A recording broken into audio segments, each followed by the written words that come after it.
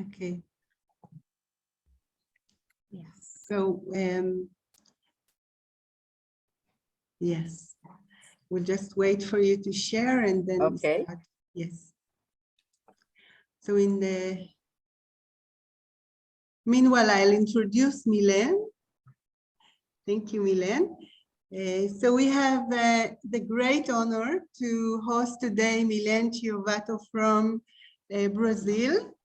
Milene is the former president of CECA, the Committee of Education and Cultural Action of ICOM, and she's the head of education department in Pinacoteka de São Paulo, Brazil. And Milene will share with us her attitude and philosophy of seeing museum as open to everyone, that we all share, I believe, but beyond access and inclusion. So Milene, finally we are with you from Israel, all of us looking forward. Yes. Well, first of all, thank you, Shir, thank you, Hila, and I must say thank you for Judith that invite me for this presentation. It will not be able to happen presentially, but here we are, and I hope that we enjoy this time together. And sorry for my English, I'm a little bit rusty. So if you have any question, please stop me and ask me, and I will try to explain in another way. Thank you very much for this time together, and I hope we enjoy both. So first of all, I want to explain what this presentation is about. Is about the role of the museums and specifically their educational activities, and these tools or these equipments, these conditions to get a more equitable societies.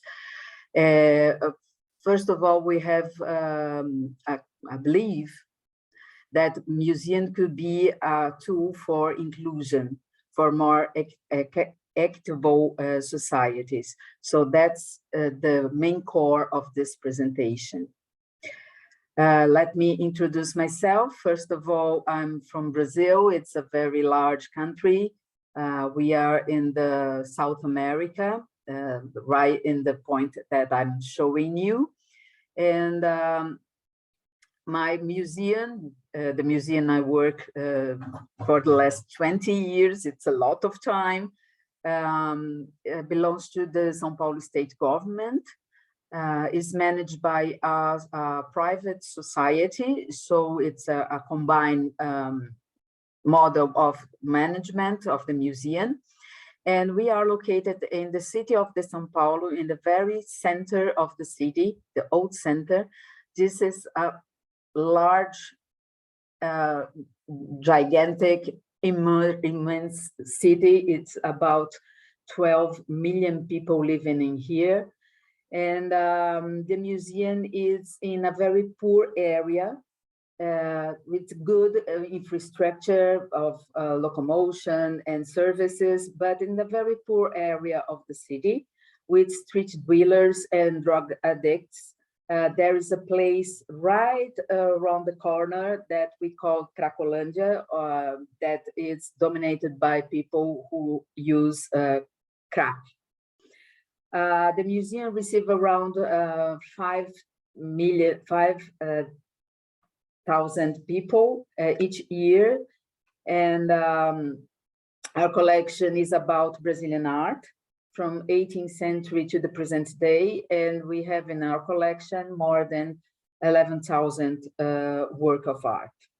And I'm very proud to say that the educational department is the same from the last 20 years. This is important because it's not a very common thing in Brazil, because the educational department is the first department to close, for example, during the pandemic. So we are very proud to stay here. This is the general view of the main building of Pinacoteka. Oh my God. the screen share itself. Here, I will ask you to put your presentation. It could be better to not interrupt it. Sorry, people, technical issues. No problem.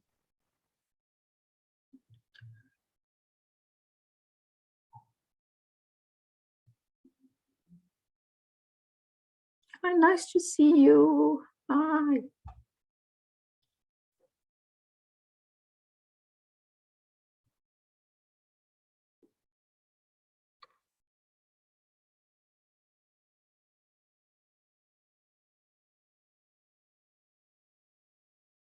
Just a second.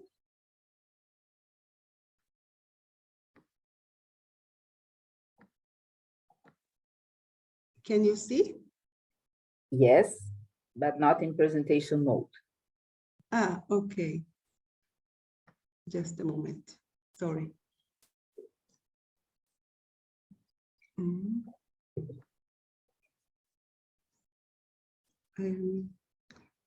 So maybe you, yeah. Is it okay? Yes. Yes. Could you please come back to 2 slides? Yes. Sorry. Is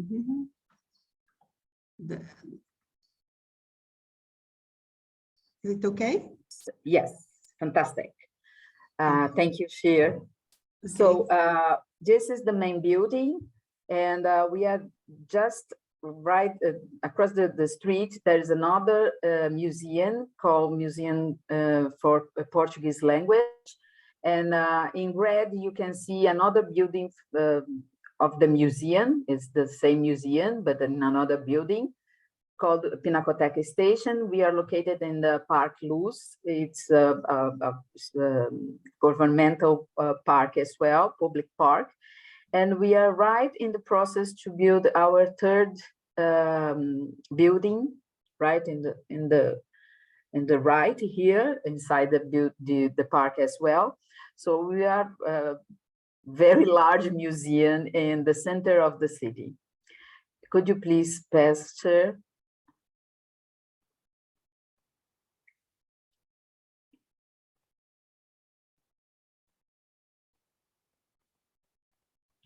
So inside we have this kind of structure.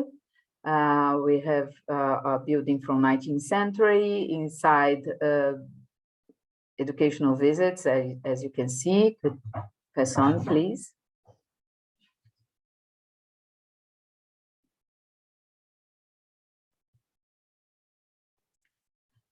So these are the galleries of our collection, and we have space as well for temporary exhibitions. Next one, please.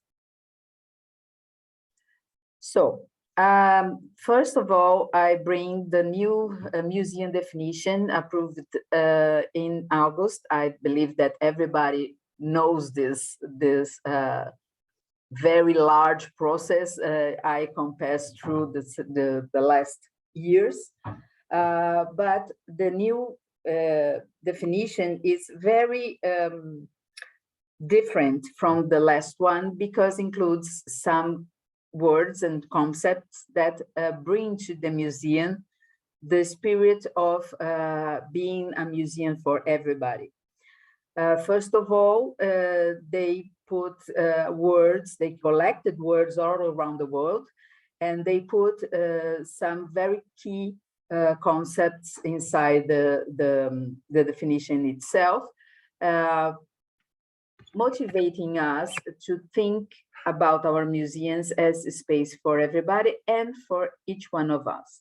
So the new definition is a museum is not for-profit permanent institution in the service of society that researches, collects, conserves, interprets, and exhibits tangible and intangible heritage, open to the public, accessible and inclusive. These are 2 very key words. Museum foster diversity, and this is another key word because it shows how much the museum must to work to put inside the building or inside the concepts of heritage, art, science, history, whatever, the public that don't have access to them. And sustainability, they operate and communicate ethically, professionally, and with the participation of communities. Very important, offering varied experience for education, enjoyment, reflection, and knowledge sharing. So this is our duty to promote museums more open for everybody. She could please, the next one. So the concept of social exclusion refers to the process by which an individual or a group of individuals finds limited access to instruments which constitute social life and are thereby alienated from full participation in society in which they live. And this is not just for disabled people. It's very common to use words like inclusion, accessibility, diversity, just to nominate our efforts to bring to our museum disabled people. But it's not just that, you know, because there are a lot of people that it's put it apart for cultural life by the society, by the politics, by economics, by other means. And it's our duty to make our museum a museum for all. So this is a very strong principle for me, as I believe that, I hope that it's for everybody. Here, the next one. So I bring here a very interesting publication made by the American Alliance for Museums, AAM, this year. And they finally put together something that I worked with a long time ago, that diversity, equity, accessibility and inclusion is for everybody and is a unique sense. It's not just being accessible or be inclusive or be diverse. It's about everybody who is out. This is the main core of this concept. They call it DEIY, and they are looking for expanding representation of diversity. That means ethnic, age, gender, sexual orientation, abilities, body constitution or appearance, social position, religion, etc. I mean, everybody who is out. And if you look at the research about the public profile of the museum all around the world, it's common to have the same results or similar results. The public is most of all feminine, a little bit more feminine than masculine,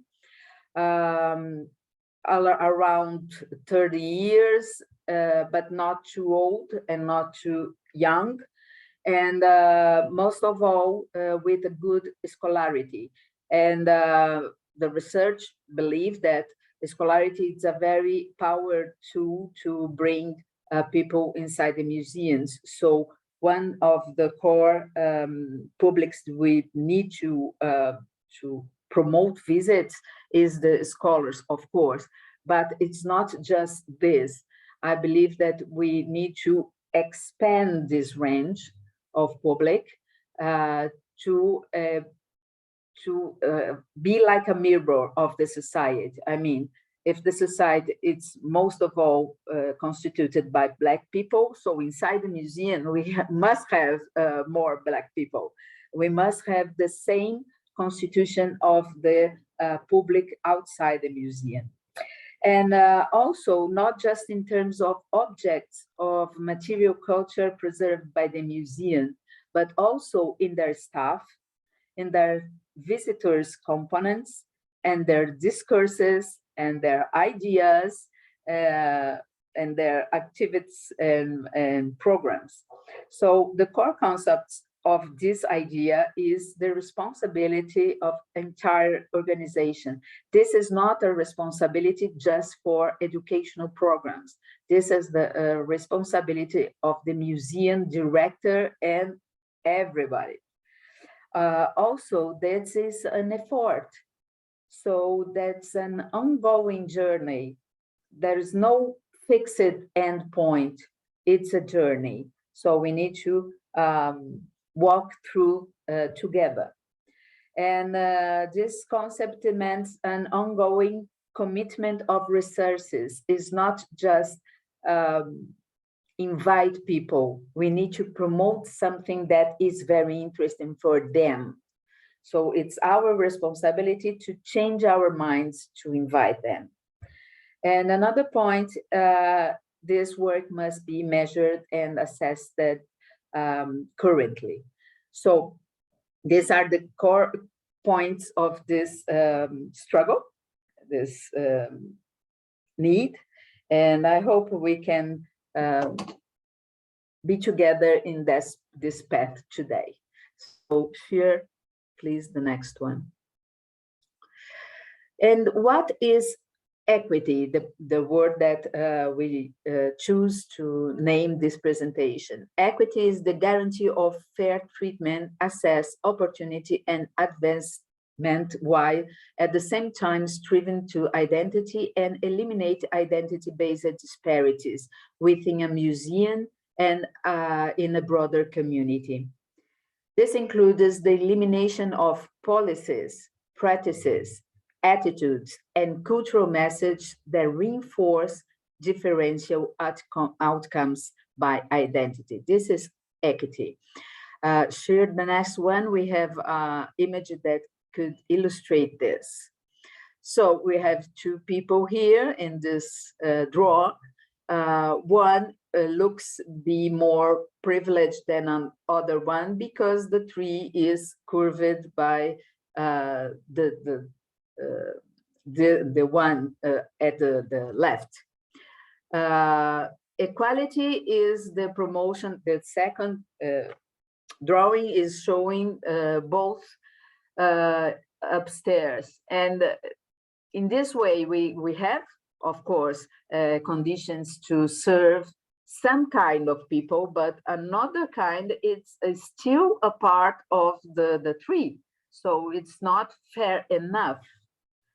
So equity is the third square in the basement. And we have two different heights of the stairs. And now we have some kind of justice because they are not equal served, but we develop some skills to serve both equally. So if we can go even further to in the path of the justice, we can even put the tree straight with some tools and some attributes that could be the tree could be more equitable by themselves. This is the path we are trying to reach here. So hope we can leave inequity behind and run to equity times. I hope so. Let's see if I can show some examples. So the concept of social inclusive, and I'm trying to convince you that it's very important, so that's why I'm reading these texts. The concept of social inclusion means to actively seek to remove barriers, recognizing that people who have been separated generations after generations need extra support in a variety of ways so as to enable them to exercise their right to participate in the many opportunities that the privileged and the educated ones have available.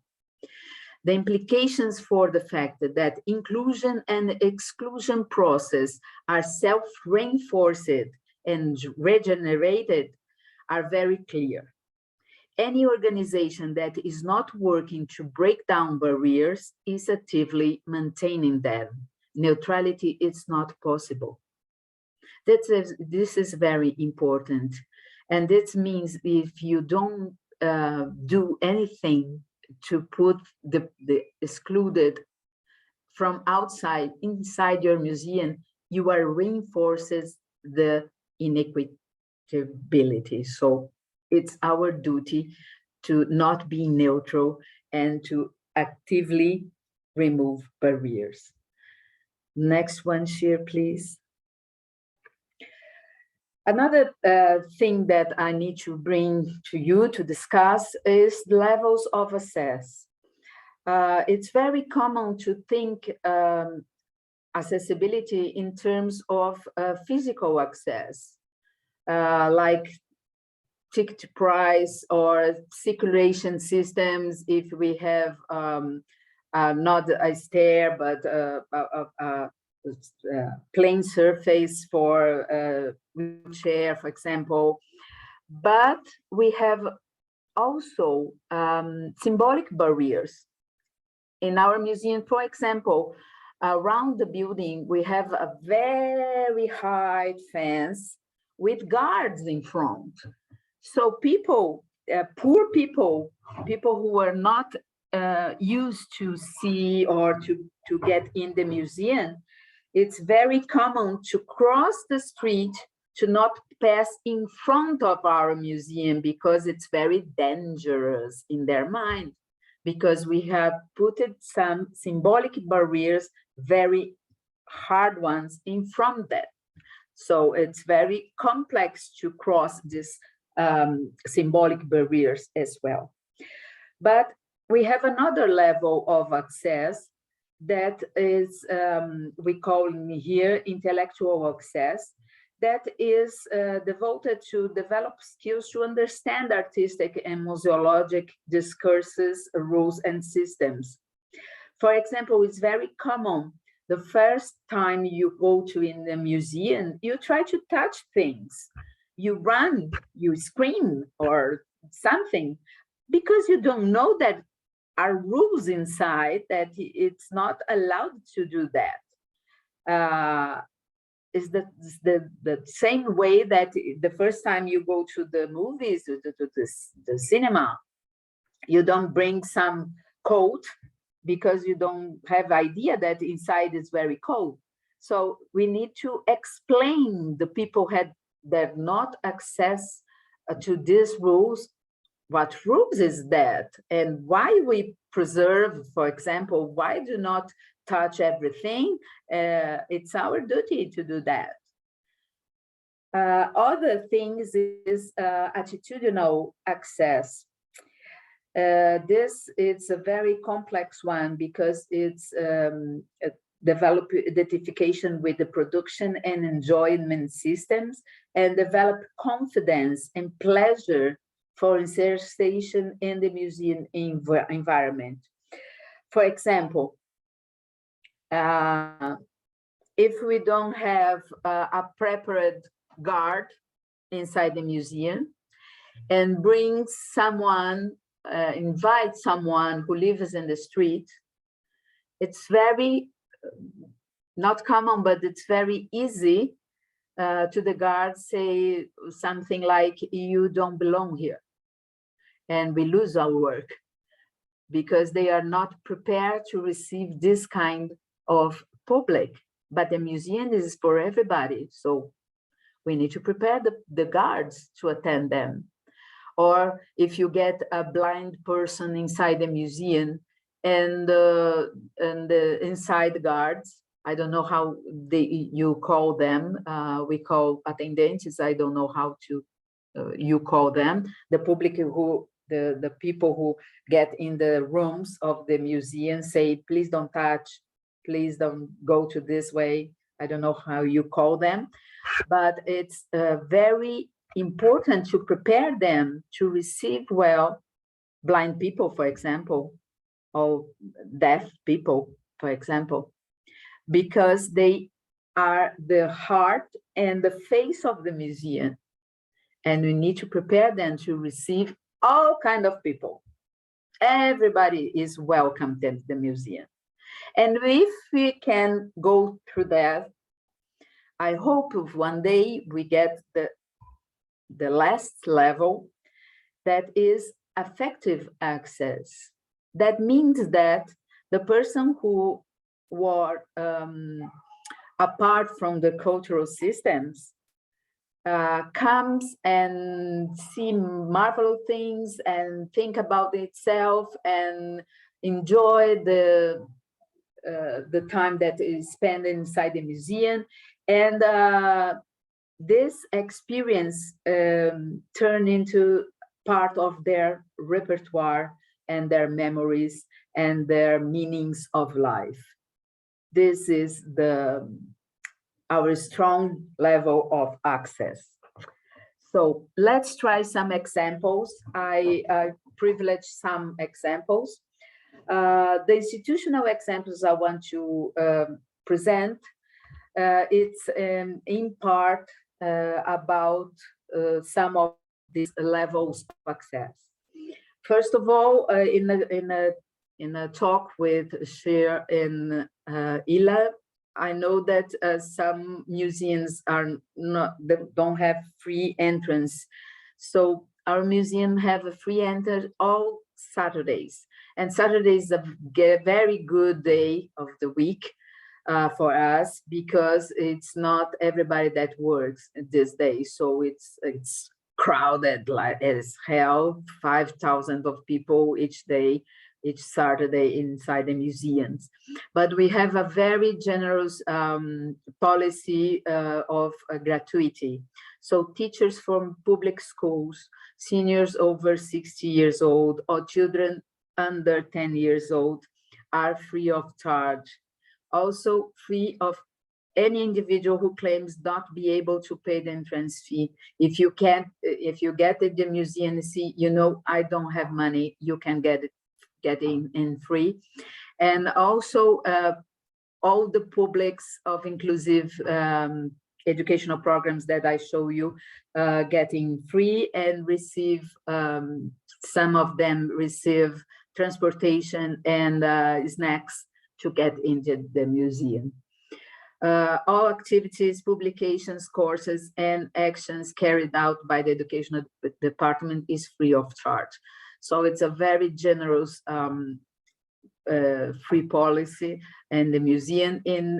But this is not enough. It's good, but it's not enough. So let's see some institutional examples. On the right, we have sculpture made in the 19th century. And this sculpture, it's called Negro's Head at the time of they are made. In 2021, we add a warning sign saying the museum recognized that the title of this work contain words or may be considered not good and common usage in historical context in which they were proposed. The museum considers that it is a role to update debates such as this, and informs that the research process is underway for the necessary revisions. So the word has meaning, so we are reviewing the way we call the sculpture, for example. The example on the right is the revised the museum collection. That means this artwork was made by an indigenous person and get inside the museum heritage and in 2021. So we are bringing into the collections works of art made by women, indigenous, and Black artists as well. So this is some kind of, please get back one yet. I'm not showing here, but we have two strong policies and institutional examples. We have a plaque, an advice outside the bathrooms saying, please get in the way you perceive yourself in terms of gender. So you get in the feminine bathroom if you recognize yourself as a female gender, for example. It's a very simple thing, but it's not that simple. Another institutional example is that the museum contracts some transgenders to receive public, to be custodians at the rooms. And there was a very extraordinary experience. If you have time, I will talk about this later. Please, here you can get. So we are talking with Shir and Hila, and I realized that I'm not presenting all the educational programs. So I bring all the educational programs, just a glimpse of it, and then we can show some more strong political and inclusive actions. Of course, we developed some very traditional educational programs. So programs for schools and general public, training programs for teachers and educators in general, programs for families, and of course, for general public, we have a special program for this. So in terms of visits, we work with dialogical approach based on image reading, and we have poetic proposals that it means that we promoted some activities and enjoyment through the groups inside the museum itself. We can look this further. For teachers, we have two strong programs. One is the Teachers Club. There is 60 teachers who are accompanying us to the last 5 years, I believe. And we use them and talk with them about our programs, and they choose the theme that they want to develop the next semester, and we dialogue with about this. For example, during the pandemic, we decided to talk about mental health, obviously. So we developed a very strong conversation about mental health, inviting some psychiatrists and mentalization and meditation teachers to talk with us about the relation between education and mental health. And we have a pedagogical backpack talking about identity that we share with teachers, borrow to teachers to develop their activities inside the schools. We also try to get in the families. Here, this is for you, and the families. For the families, we have 1 day each month dedicated to develop games, theater, visits, educational activities for everybody who claim to be a family. It's not the traditional family. It could be a group of friends. That doesn't matter for us, but they receive claims and they could spend time inside the museum talking about extraordinary things, and the logical is to promote the dialogue among them. And finally, for general public, we have what we call visitors autonomy devices, DAVs, that it's an invitation. It's in the percourse and the path of the museum, we have some devices that public could choose to manipulate them and educate themselves, or choose to get off. It's a choice. It's a method of choice, but it's a kind of vision that you don't need a person, an educator personally there to promote mediation. So texts and autonomous reflections devices are in the museum rooms. Could you please pass? Let's see some images of this. First image, please. This is our poetic proposals. This puppet, they are manipulated. It's called pinakoteka. It's an abstract puppet, and you could put something in over them, made then a person with a history, for example. Another one, please. These are our courses for teachers. Another one, please. This is our backpack.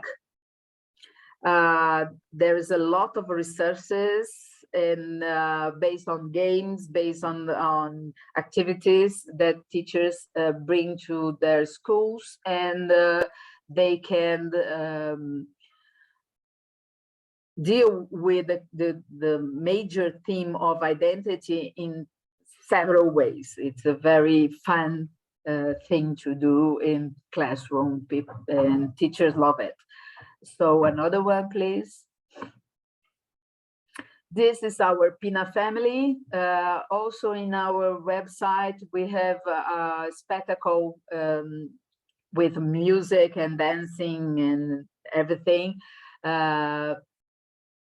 made by us with a composer to involve families in activities that they can talk with their kids. And it's very beautiful to see how the children teach their parents in this process.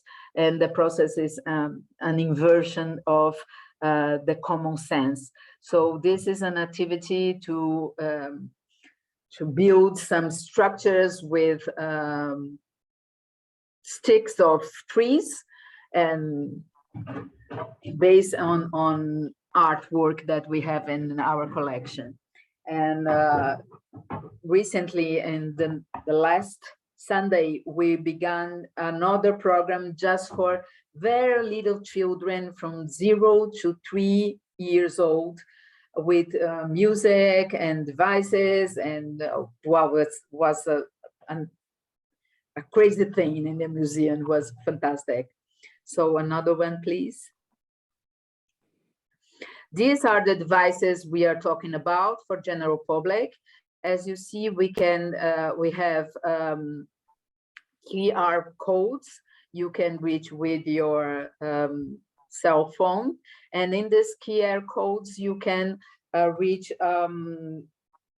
some music that it go along with the room you are in, or some poems you can read to relate it to the artworks, or some critical extract for these artworks.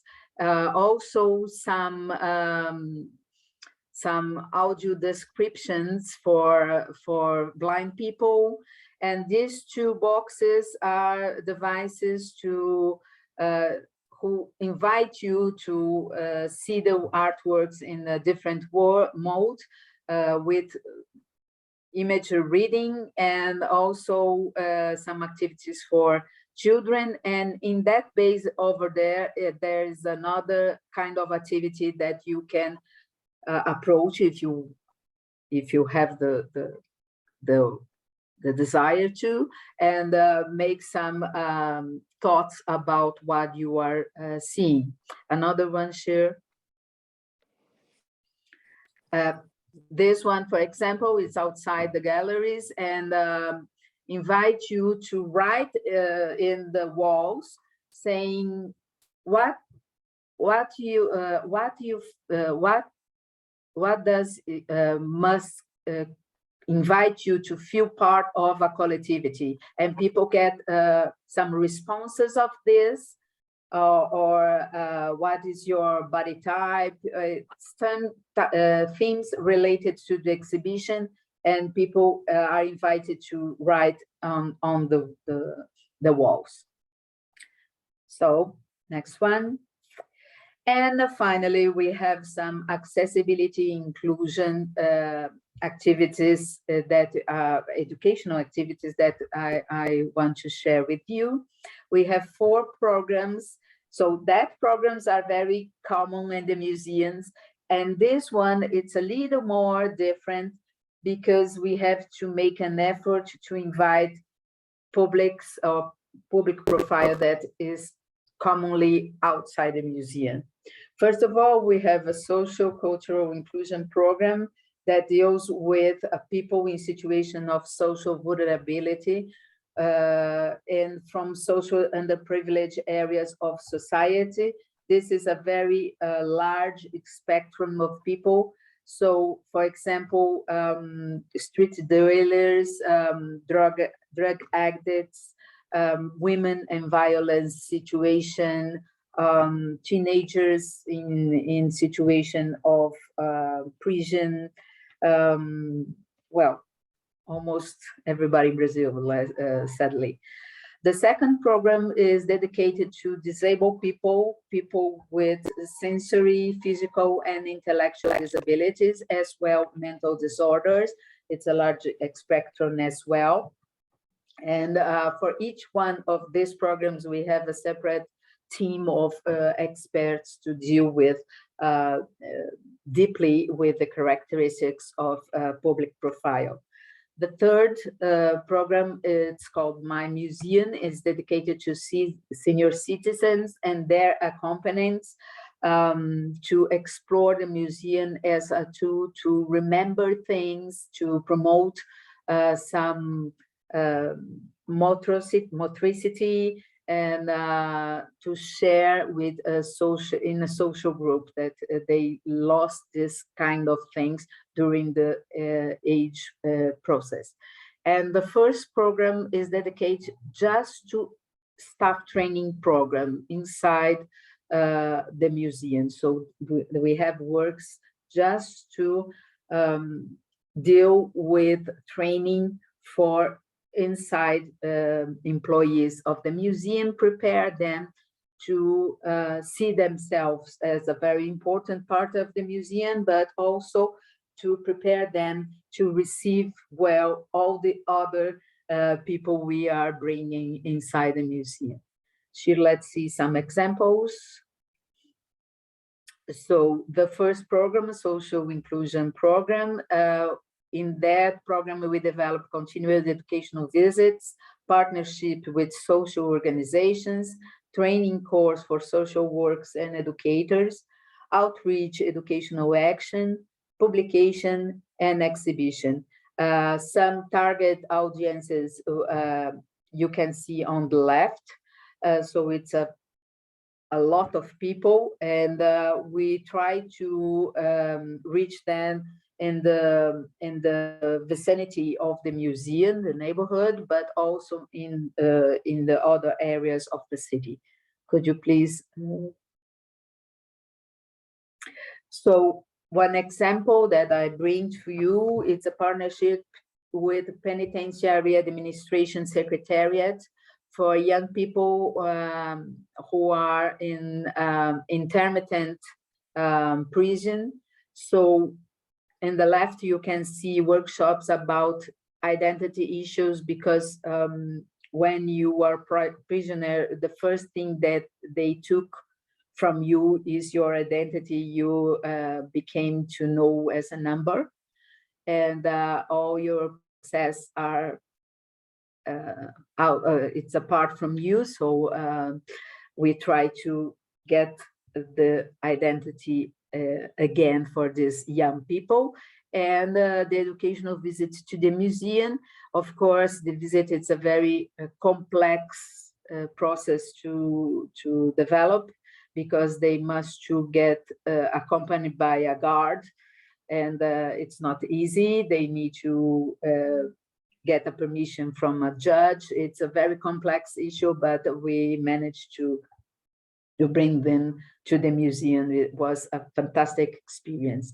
Another one, please.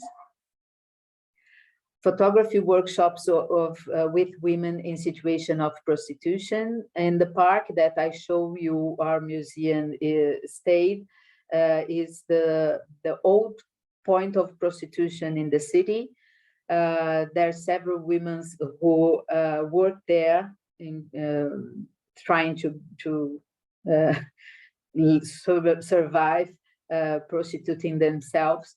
And we are just finished a workshop of photography with them. And with these workshops, we will develop a publication that they can bring home and share with their knowns. Another one, please.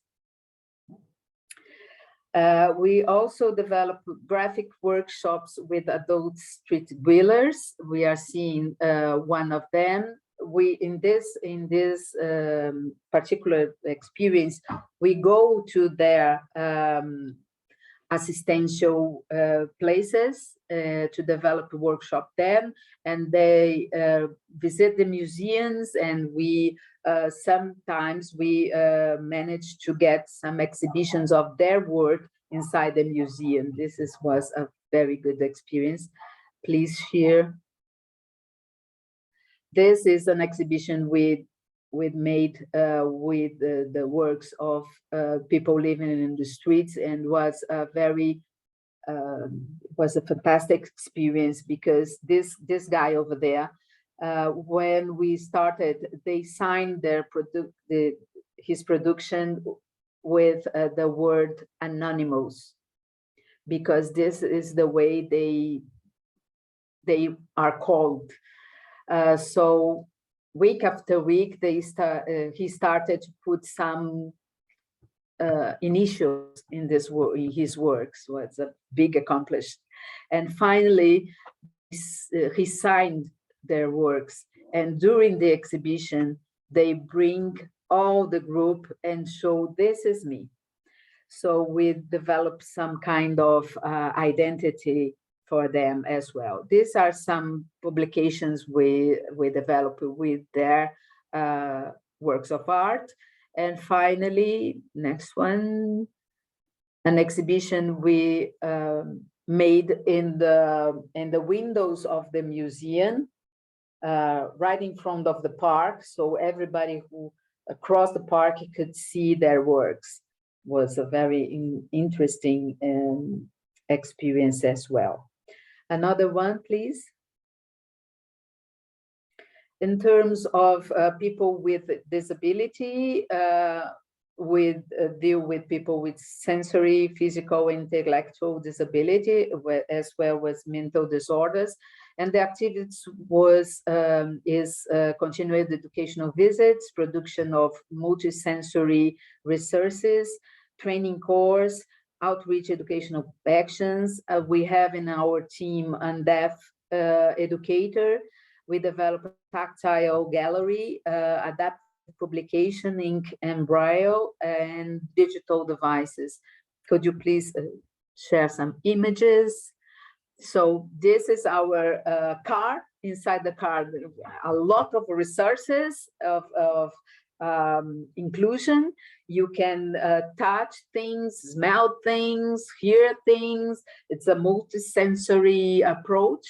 And on the right, you can see a person mimetizing the painting.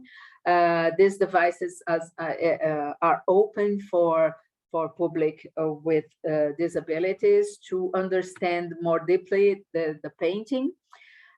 Here we have a relief of this artwork. It's a very famous artwork from Brazilian artists. So we have a relief of this artwork. Another one, please.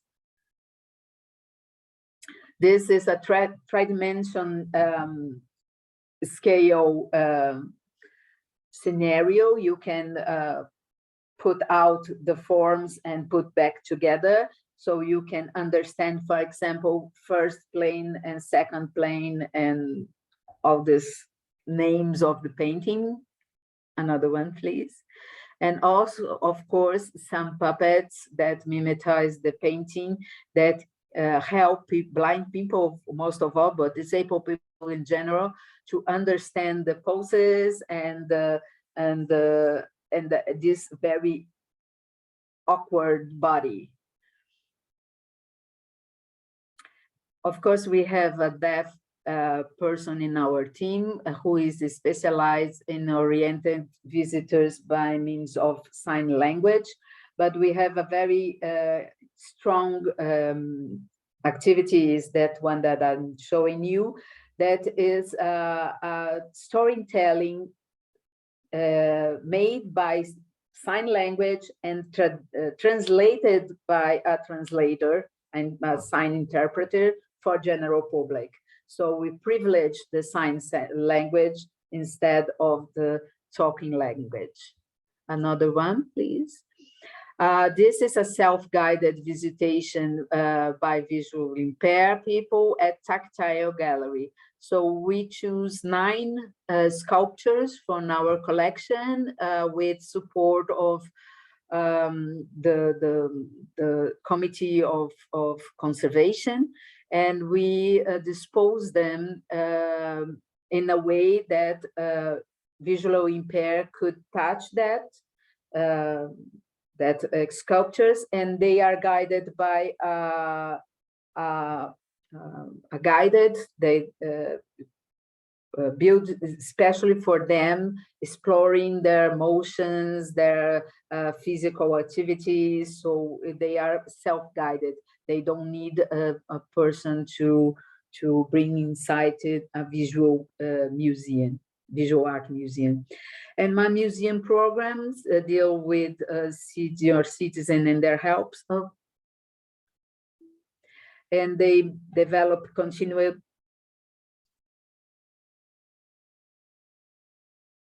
visited programs, visits, courses of education, publications, and outreach activities. These are them in a visit, smells and music and physical activities for them as well. Another one, please.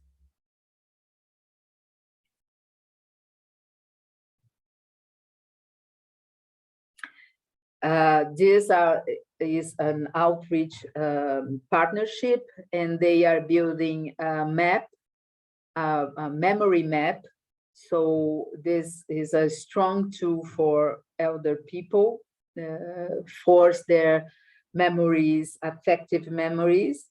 And on the left side, we have 2 publications for elders. Oh, please come back. 2 publications for elders, and in the down part, it's a game for elderly people that we borrow with institutions that bring us together as, here we have another name, but Zillions for elder people. Another one here, please.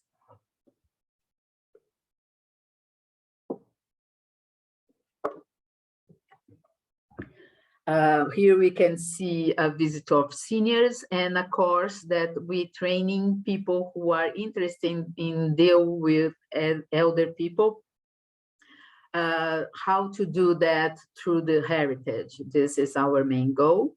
Another one, please. Another one. During the pandemic and the isolation process, we communicate with them through WhatsApp. Was a very interesting experience because they use WhatsApp pretty much and very well. So we developed some visits, some virtual tours through WhatsApp.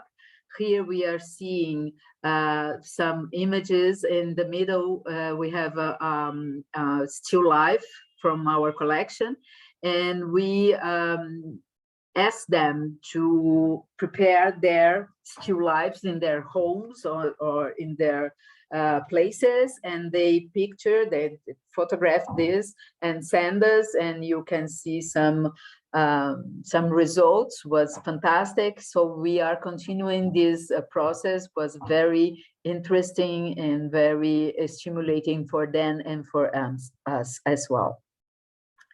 Another one, sure. And finally, the staff training program that is dedicated to the works from various departments of the Pinnacoteca, and mainly those directly facing the public. This is our main target, like room attendants and receptionists, maintenance, professionals, service providers, security and janitor providers, and other works of the museum. So what we do in this training program? The program is a 9 steps program, ongoing training. We developed some basic training like in sign language and museology, and also we promote some educational visits to the Pinacoteca's temporary exhibitions, as well to educational visits to the other museums to see how they see themselves as a mirror in other museums, and also workshops for artistic experimentation. Let's see some examples.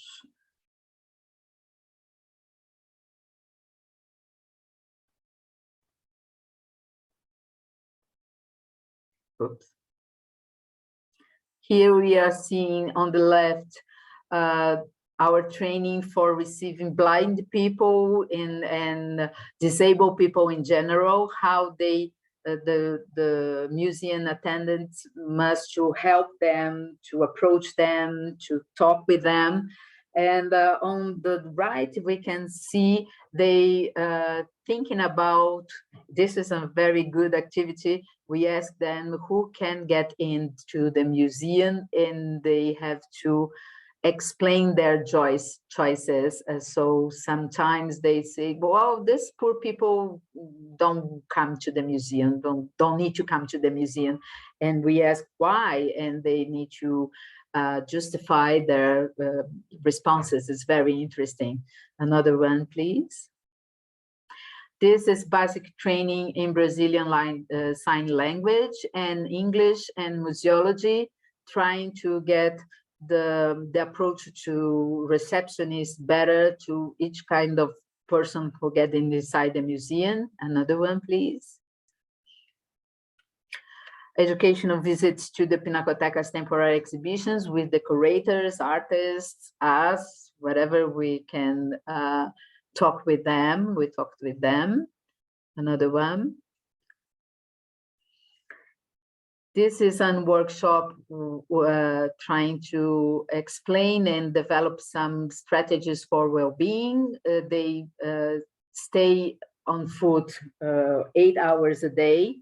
So it's very common they have some postural issues. And so we are developing some strategies to relax and to attend to their own bodies. Another one.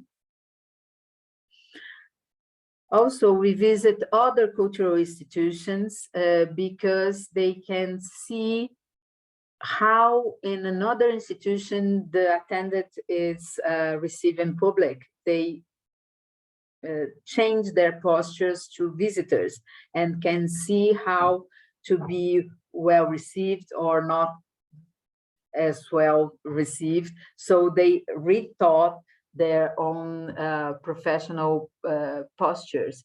And on the right, we have some experimentation workshops here dealing with Agile, but we have photography and painting and everything, because they need to experiment what they are defending at the final point. So another one here. So it's time for our little workshop. It's time to work. So what we prepare for you? We will divide you in different rooms, different groups, 1 to 10. And your task is to answer, who is out your museum and why? Who is out and why?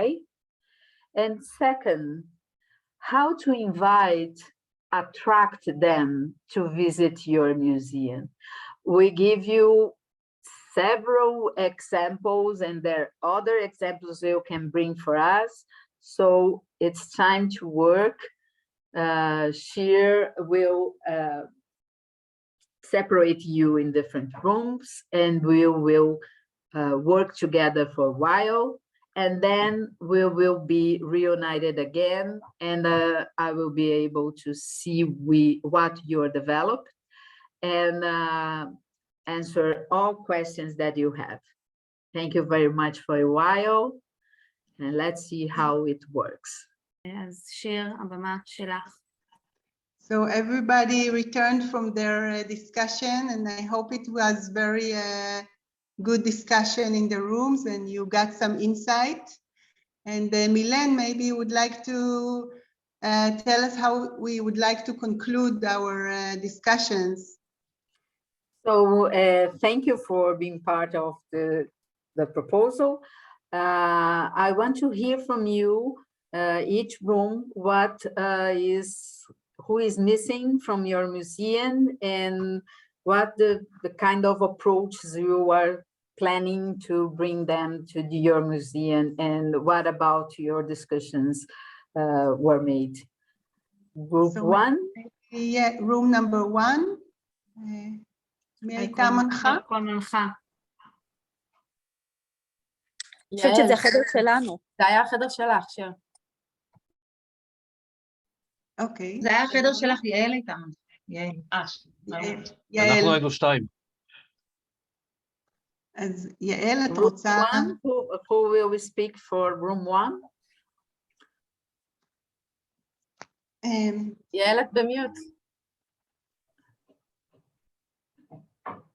סליחה, I'm sorry. I will speak for room one. So, hi. One thing that came out is that there is a population between ages 20 to 30 that don't really come to the museums, because when they are younger, they come with the educational system, with the schools, and when they are above 30 and they have little kids, they take them.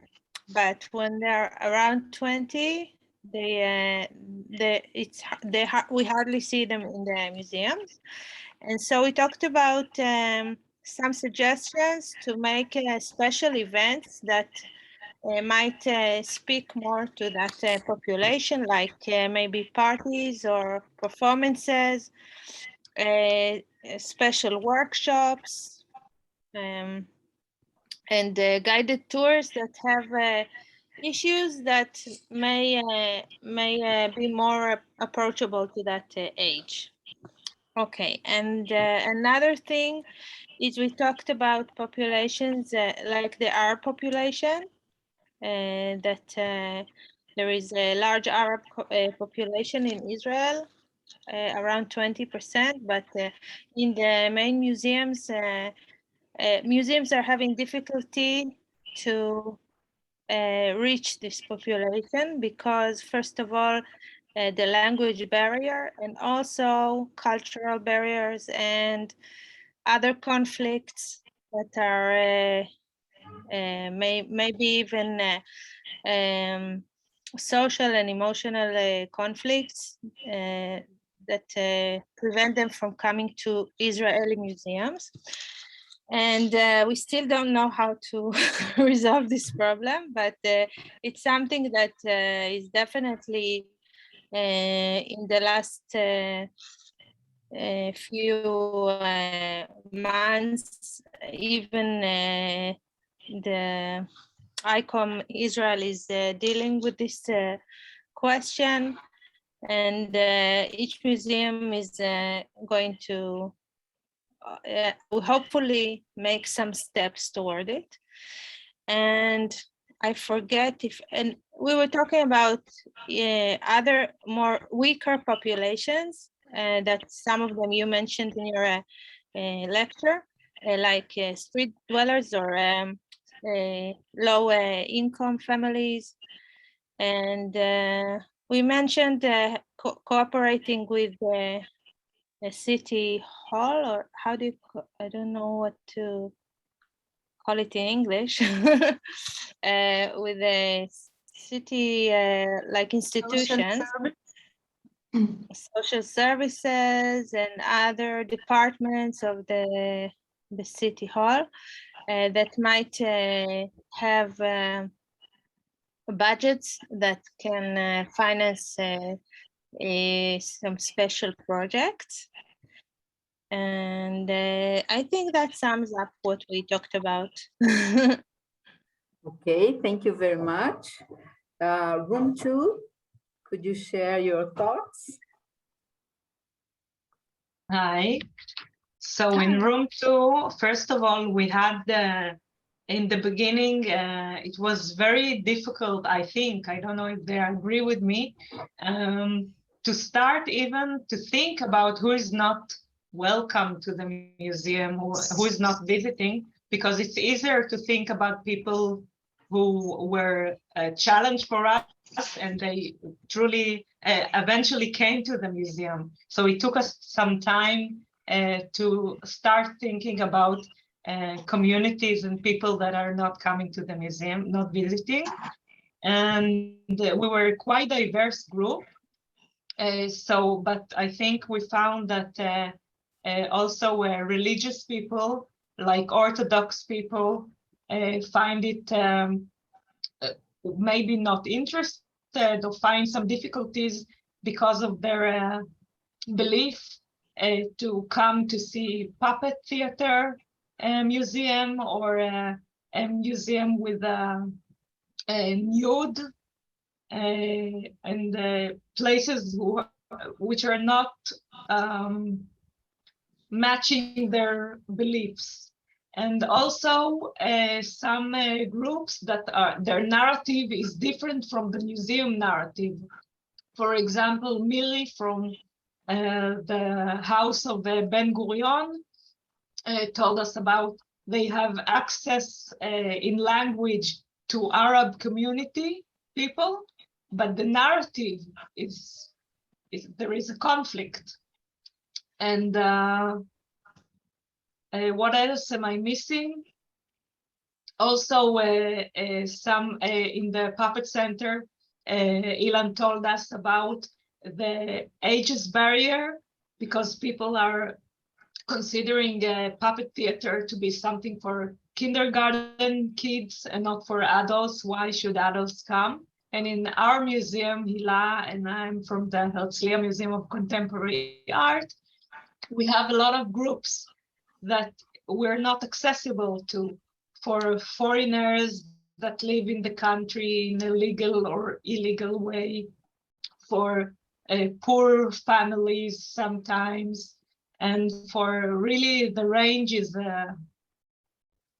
big, is large. And what we can do, for example, we had Noah, which is in this opportunity of developing a new program in a museum, in a new museum. So she told us about how she's considering to tell the stories of those who are usually not visiting the museum, so that they would come. So the narrative will attract other people. So maybe I forgot something you can add. Okay, thank you very much. And room 3? Is it me? Am I room number 3? Okay, my name is Ofri. And so we had about 4 main groups of audience that we mentioned, we discussed about. Was the religious people, the Arabic people, the young people, 20 to 35, and I also added the kibbutz members, which the museum is located in. And it was very interesting because many things came out of it. For example, discussing about Arab audience to enter a historic Zionist Jewish narrative, very main narrative. Is it the right thing to bring the Arab audience to that museum? Or even just the thought about it can make us think about the narrative again. So it really opened up a route to new narratives, to think maybe for diplomatic routes, we can think about it or tell it in a different way. About the religious people, it was ideas to involve them, to let them be part of an exhibition, to make really the content of the exhibition that will attract them. About the youth, the young people. It's not youth, it's young people. People don't get married today before 35. So how do we attract them to the museum? They do go out, they do have fun. Why not in the museum? So we have, we started thinking about blind dates in the museum, parties. Flavia had crazy ideas like, dancing party with earphones, a quiet party to discuss art, to get to know each other through art. So there's many ideas around this. And also about the kibbutz members was maybe to try and, how do you say, to bring the kibbutz ceremonies, holidays, things, art, and things that they used to do in the kibbutz, to bring it and try to have it here in the museum and to make them more part of the museum, to bring the cultural life of the kibbutz into the museum. We also discussed people that don't think to come to the museum. They don't think that we're part of it at all. People who recover from disease, people who fall from a different kind of מסגרות, איך אומרים מסגרות? From schools, from different kind of friends, from schools and other, they don't feel part of society. And people who feel neglected, people who feel that their businesses has nothing to do with art, and we know that there is no such thing, that art and museums, everyone can find relevant to his life. Did I forget anything? Someone want to add? Okay, thank you.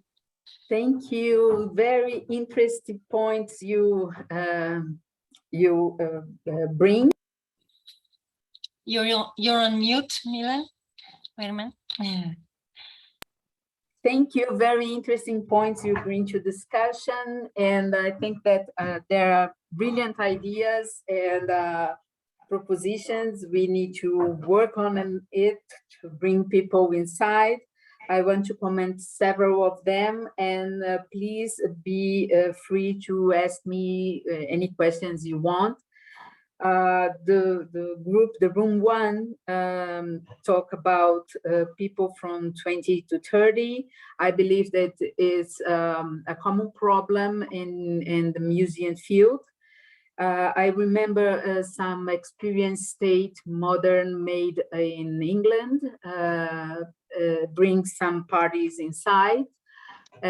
Also the room 3 brings the same range of age as a outsider, and I think blind date is a brilliant idea. And of course, some experience are made connecting art or historical artifacts with music.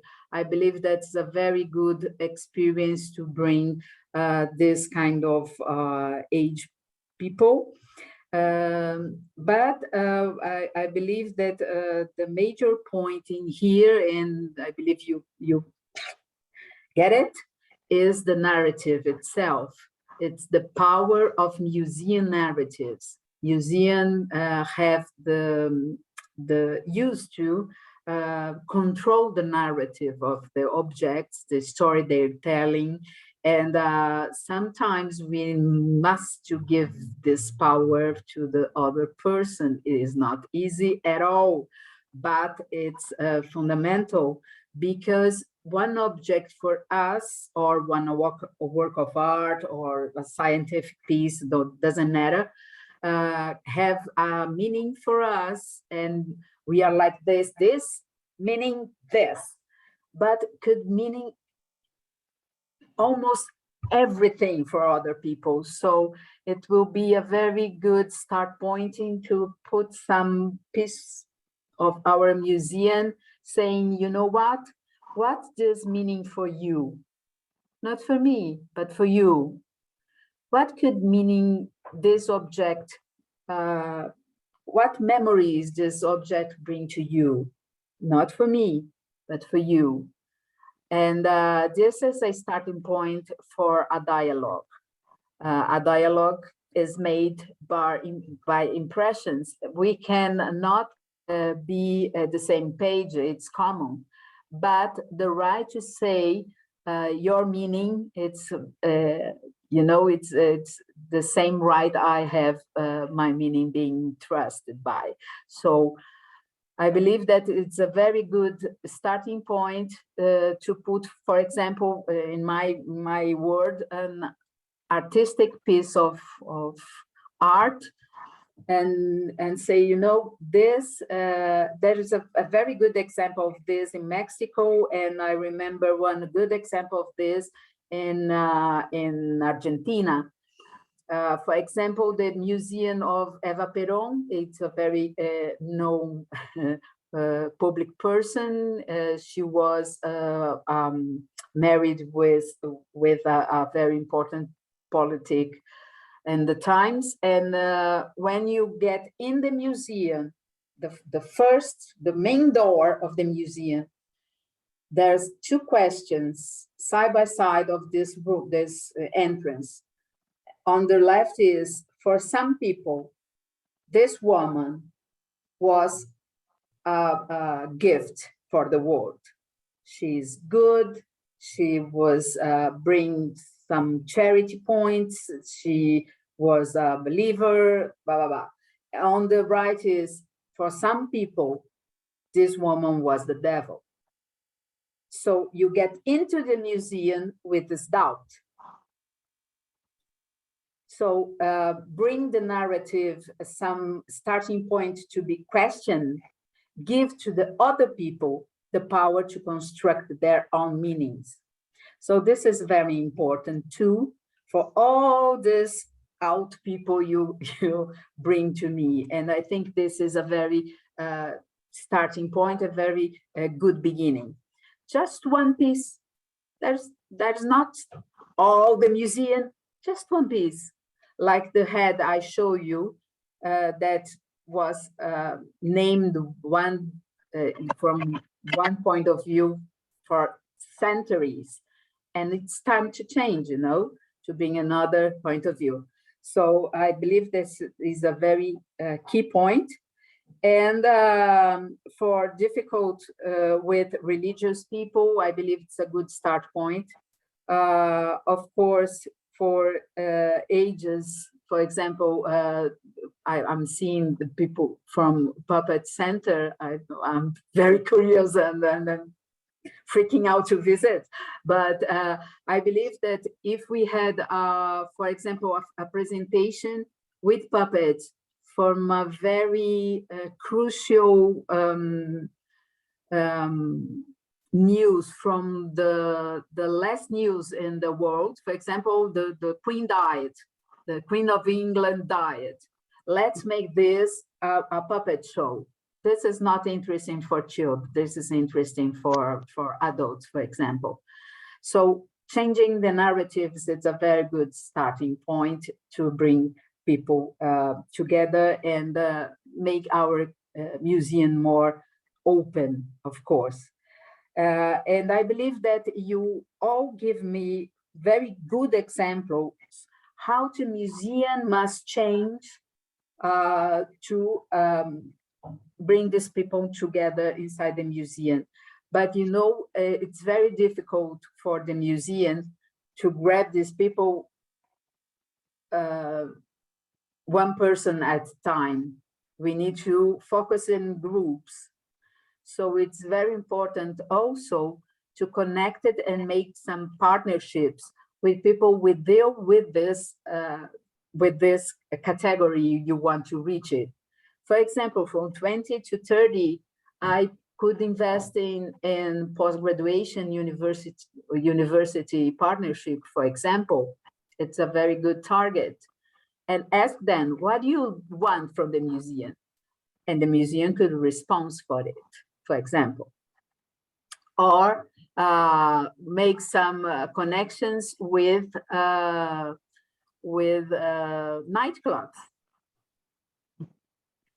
The people go to the nightclubs or bars, we can connect and invite it. You want to talk about, I don't know, blind date, it's fantastic, but you can also bring some beverage and food and, you know, let's talk about life inside the museum. So we can connect these things, making partnerships with groups that receive these people already. We're not take to bring one by one, we can connect it. Other example is someone talk about recovery of disease. I believe that museum is a very strong tool for these people. There is a wave right now that is in a lot of inversion in the connections between culture and well-being, mostly in England. So I believe that this is another path that it's very important for us to walk in. So of course, everybody knows that when you go to the museum, you recover from yourself, you know, it's a very empowering experience. So the connections between culture and well-being, it's a strong path to deal with. I loved your proposals. I hope that it's turned into projects and come to life. And I hope to go to Israel sometimes and see all this working. And I'm open and free for your questions. And thank you very much for listening to me. Thank you so much, Milene. It was wonderful to have you with us and have this lecture opening our mind and hopefully also bring us to action. Yes. Hope so. There is someone with a question, a doubt. Yes, I have a question. You mentioned the drug dealers in that audience. I'm curious, how did you gather them in? How did you brought them in? Did you let them walk around? How about all these risk? Well, it's always a risk, isn't it? Dealing with the different from us, it's always a risk. As I told you, the museum is located in very complex area with a lot of drug addicts. but they are congregate in some social assistance spaces, and we made partnership with these social assistance spaces. That's I'm talking about. We are not getting people from streets, you know, it's not our duty. We are not social assistants. We have no idea what to do. So we made partnership with organizations, we deal with them. And once inside the organization, we receive people who has the problematic abuse of substance, but they are not high at the moment. So this is different, isn't it? Because to join in the museum group, you have to be clean at the day, for example. And it's a very good experience actually, because they value themselves, because we give them the voice, and we give them the opportunity to express themselves. So it's very common and beautiful to see how they be empowered by the visit at the end of the visit, you know? So this is, it's a very powerful experience for us and for them. I believe that also that looking at them as human beings, not as street dwellers, and like giving them their space to be treated respectfully is also an amazing experience for them. You know, I will share an experience with you. One of them, because we evaluate everything, so we are making an evaluation of one of these groups, and and we ask what was most important for you during this visit, and one of the participants said they opened the door for me. And we are thinking about open the door metaphorically, you know, so open the door of the mind, or but was not, was open the door, because they are so used to be the door closed in their faces, that see the museum open the door literally for them was a very powerful experience. So it's exactly what she just said. Seeing everybody as a human being changes our way of thought others. They are not others, they are similar. Thank you so much, Milene. Raz Samira just joined us. She's the head of ICOM Israel. So welcome, Raz. Maybe you want to say some words of closing for us? לא שומעים אותך, רז? את על מיוט? רגע. רז, את על מיוט? רגע.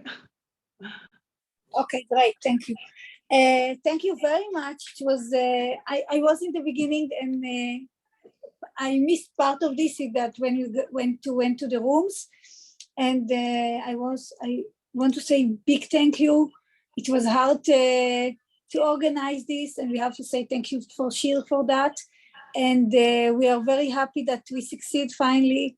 And it was very, very interesting, very open-minded. And I think we have a good time, and we learn a lot. And thank you for your time and that you were with us. And I think that everybody thinks like this. Yes, I agree. So we will see you in Israel, Milene, next time. Hope so. Yes, thank it you was for a really the invitation. difficult time. Thank you very much for everything. And looking for knowing your museums and your programs, and thank you for receiving me and inviting me. And I will be waiting for you in Pinnacoteca in Brazil as well. Thank you very much. Thank you very much. Thanks. It was amazing. Thank you, Mila. Thank you. ותודה Thank you, לכל great. האורחות It's של החברים. fascinating. Really was fascinating. Thank you. Thank Bye. you very much. Bye bye. Bye.